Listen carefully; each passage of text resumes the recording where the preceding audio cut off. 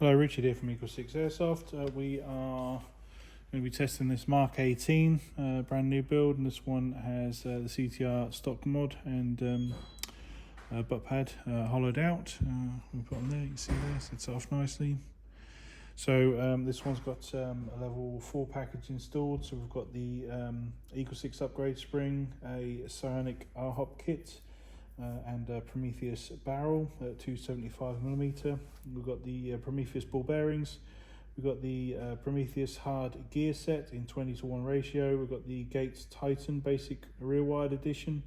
We've got the Warhead high speed motor. We've got the Lilex hard castle nut ring.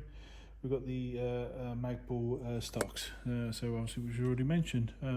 So that's all the spec, and we're just ready for testing now.